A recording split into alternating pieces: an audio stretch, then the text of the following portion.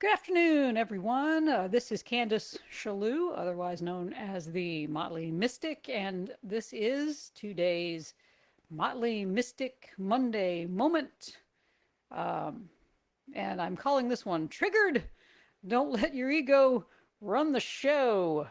So I have to tell you, I went to lunch yesterday after Jubilee Circle with a couple of really good friends of mine who I haven't seen in a while, haven't had lunch with in a long, long time. So I was very happy to be out with these particular people. And um, somewhere in the middle of my wonderful Mexican lunch, um, I got triggered. They said something, and it triggered me. I had this reaction of just like, when the trigger that makes you clench up. And my ego just had this immediate reaction, which was, of course, never have lunch with these people again. You don't need this kind of negativity in your life. But I have learned not to ride that ego named Trigger, that ego horse named Trigger. And so I breathed. I breathed deeply. I relaxed. I stayed in the moment. And I realized that, the ego, whenever we get triggered, it's got these immediate reactions. It really wants you to go with that first reactive idea that you get, whether it's to be defensive, which I was feeling a little defensive, whether it's to be defensive or speak up and try to defend yourself against something. The ego wants you to do that. I mean, scroll through Facebook. How many times do you do that? You see something, it triggers you. You type the first immediate response that you have, and it, feels good in a minute because, gotcha. I got the most witty thing to say, but it doesn't solve the problem. Your problem is still there. So it really doesn't matter. It doesn't matter what my friends said. The specifics of what triggered me doesn't matter. The truth is, they gave me a gift. They showed me in that moment an unhealed part of myself. And for that, I'm grateful.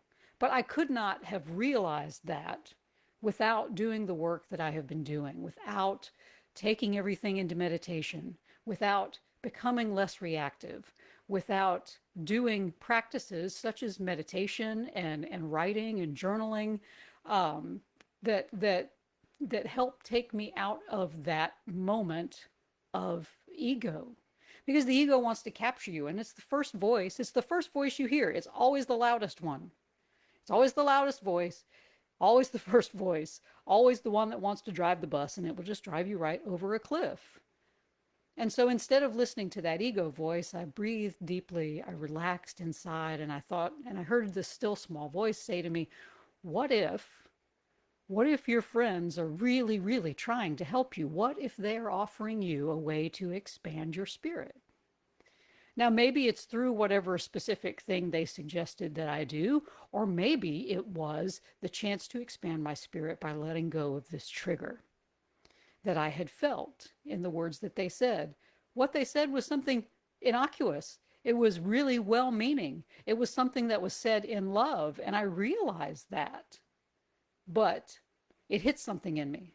It hit an old wound. It hit, I think, what I'm considering, the thing that comes to me when I think about it, when I take this into meditation, is that it's hit an old wound around childhood of when you're being told you're doing something wrong. Even though you feel like you're doing something right, even though you feel like you're walking in your own integrity, but somebody looks at you and says, no, I think you need to go in another direction. Well, now, wait a minute. Uh, and so as I consider it, so the wound is over in childhood being told that you're wrong. You're not doing this correctly. But you feel like you are, that you're walking in a way of integrity. Um, but and their suggestion may be something that brings me deeper into my integrity, but I don't know that until I take the chance to explore it, till I take the chance to really sit with it, to bring up that trauma of feeling like I was wrong as a child and exploring where that came from. And maybe I cry that out, maybe I write it out, maybe I meditate it out, maybe I yoga it out, but I got to get it out so I don't have that trigger ever again. So this is the practice that I'm asking you to try this week in our Motley Mystic Monday moment. And so this can help you have an wonderful week.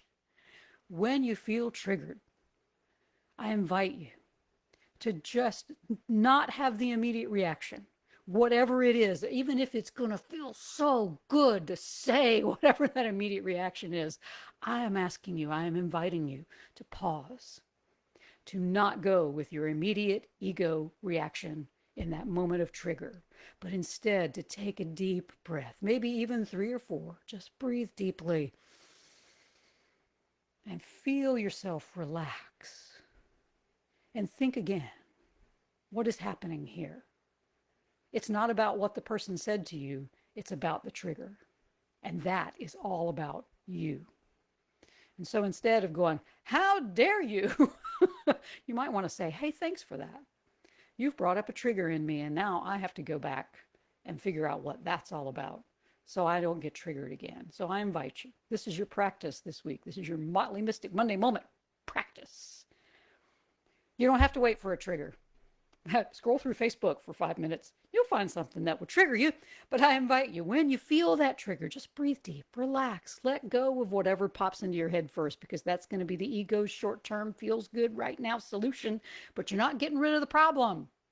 Those sorts of egoic solutions, that first thing that pops into your head, it's not going to solve your problem, and it will come back.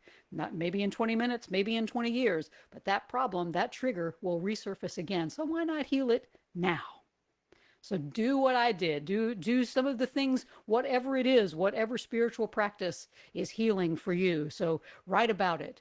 Cry it out, exercise it out, meditate it out, yoga it out, walk it out, whatever, pet your animals out, whatever it is that takes you into that calm place where you can overcome that ego reaction, where you can overcome that immediate feel-good solution that will not solve your problem.